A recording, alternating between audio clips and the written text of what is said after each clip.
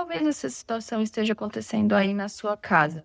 Um idoso teimoso, combativo, que não escuta as outras pessoas, quer fazer tudo do seu jeito. Por que isso acontece? Será que tem algum jeito de contornar isso?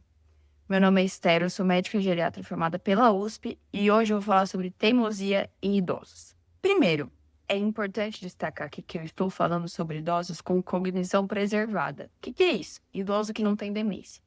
Se você está numa situação de ser cuidador ou familiar de um idoso com um quadro demencial, ou seja, de Alzheimer ou outra demência como corpus de Levy, demência da doença de Parkinson, enfim, existem várias delas. E se você tem essa dúvida, precisa consultar um médico geriatra, tá? Por quê? A gente jamais deve chamar um idoso com um quadro demencial de teimoso. Por quê? O idoso com um quadro demencial, ele não tá com a cognição preservada, o pensamento preservado como a gente ou mesmo como um outro idoso sem demência. Então, por exemplo, aquele idoso com Alzheimer que fala que já tomou banho quando na verdade ele não tomou, não é que ele tá sendo teimoso, ele simplesmente não lembra que ele não tomou banho, tá? Então isso é um capítulo completamente à parte.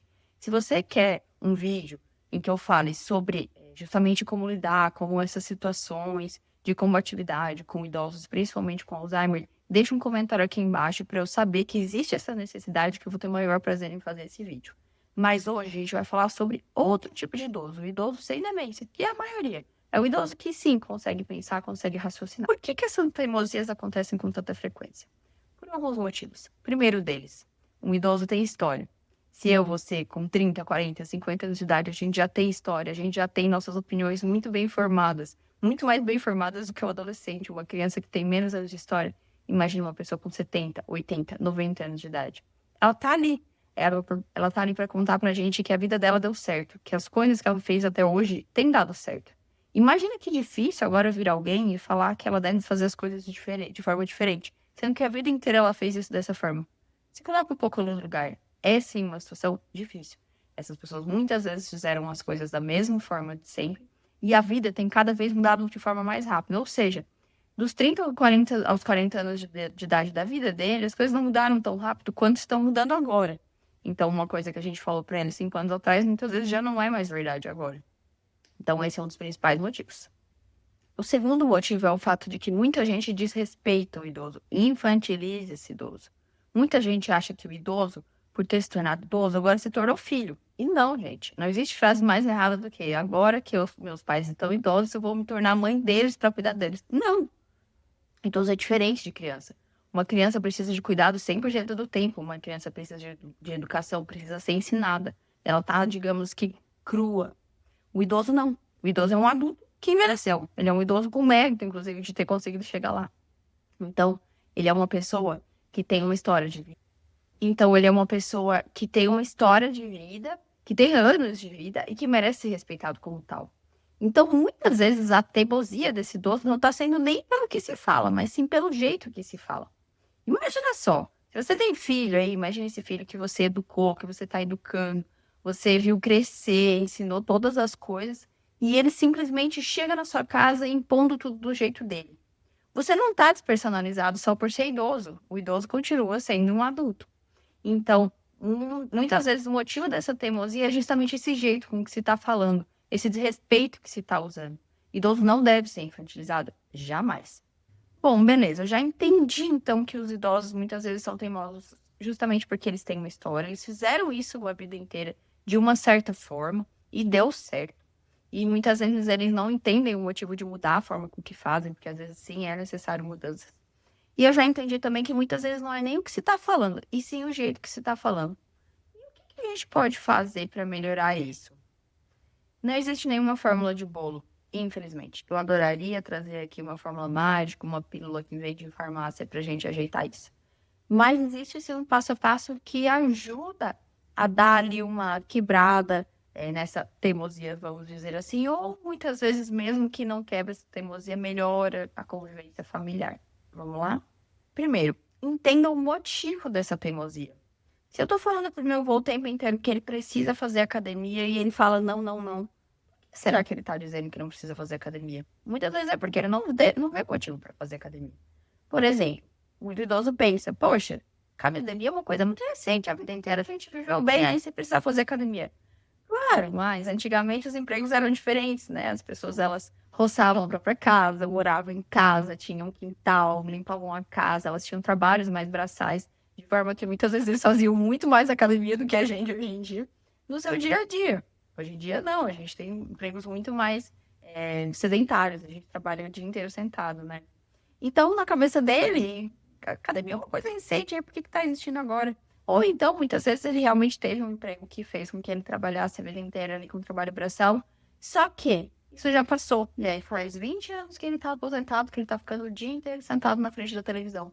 Se eu entendo o motivo de ele estar se negando, muitas vezes eu consigo explicar por que que eu tô propondo isso pra ele.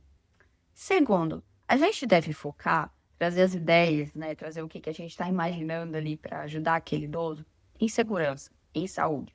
Muita gente, através de um desrespeito ao idoso, começa a querer se meter em tudo da vida daquele idoso.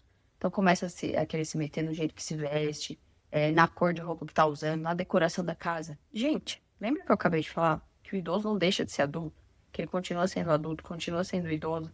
Agora ele só envelheceu. Ele continua tendo os gostos dele.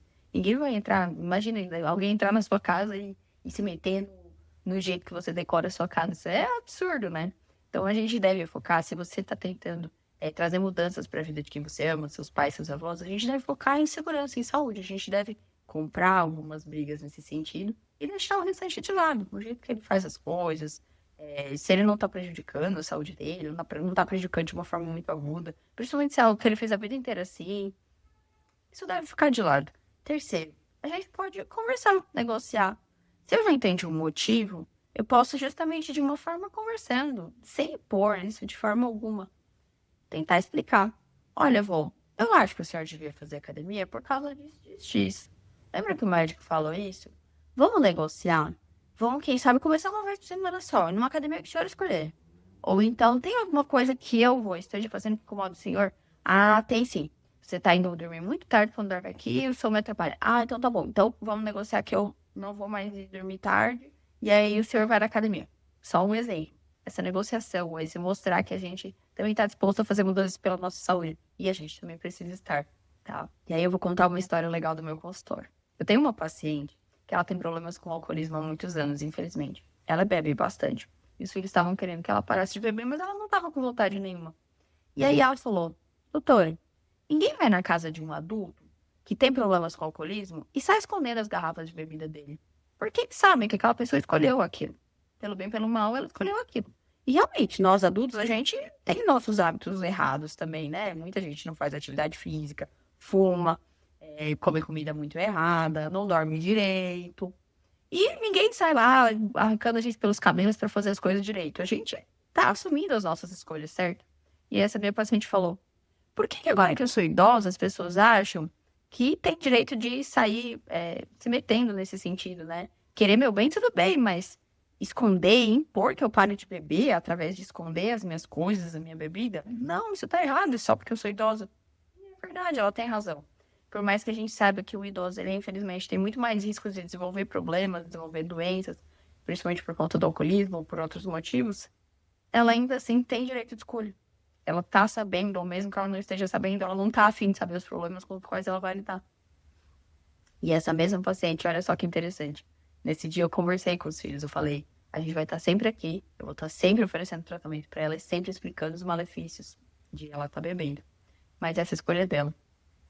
E outro dia ela me avisou que ela estava afim de tentar parar de beber. Quando ela se sentiu no controle da situação, quando ela entendeu que era uma vontade dela. Olha só que interessante. Então, e essa é a última etapa ali do nosso passo a passo, a gente deve sempre respeitar as escolhas.